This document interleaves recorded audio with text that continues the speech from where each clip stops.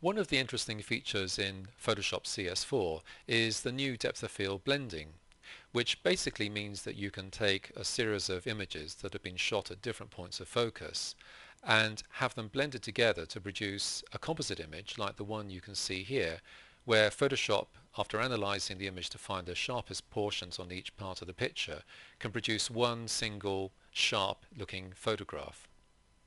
And as you can see, if we analyze the layers over here, if I just go through them quickly, you can see that it does this by separating out the image by applying masks to each of the individual layers, which creates the illusion of one single photograph with the maximum depth of field. Okay, let me just show you how this is done. Let's close down this image for now and then switch over to Bridge.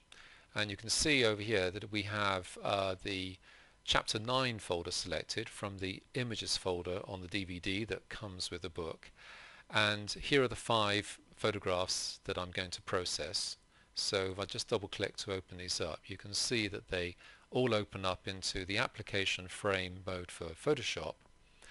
And if I want to select a new arrangement for the document windows, I can click on one of these options up here, such as the 5 up mode, so that you can see all of the window documents open at once on the screen. Now the first stage is to bring these all together into a single image, and we do this by going to the File menu and choosing from the Script submenu, Load Files into Stack. And in the Load Layers dialog that you see here, I'm going to click on the Add Open Files button, which brings in the open images. And I don't need to bother about any of these options down here at the moment. I'm not going to align just yet. That's going to happen in the next step. For now, I just need to click OK. And Photoshop just brings in each of those images as layers into a new document that it's created, which is called Untitled 1. And I'm going to press the F key now so that we can make that the frontmost image, and you can see this one, and I'm hiding all the others in the background. Okay, next thing is to make sure that all of these layers are selected.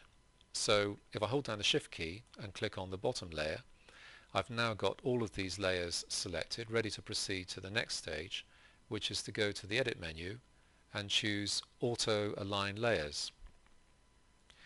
This brings up the dialog you see here, where the default option is to select Auto, which 9 times out of 10 is going to be the option that you're going to want to use. There are times when and where you would want to use some of the other options, and I'll explain that in a later movie, but for now we're going to use the Auto option, and I'll click OK. And Photoshop is now aligning all the pictures to produce a perfect alignment for all of the layers. And here comes a crucial stage where, again, if I go to the Edit menu, I'll now choose Auto Blend Layers. And this opens up a dialog that you won't have seen before. This is new to Photoshop CS4, and it gives you 2 options. First of all, there's the panorama option, which naturally enough you would use if you were stitching images together to build a panorama. Or in the case of depth of field blending, you've got the stack images option down here. And note that I'll also need to select the seamless tones and colors option as well.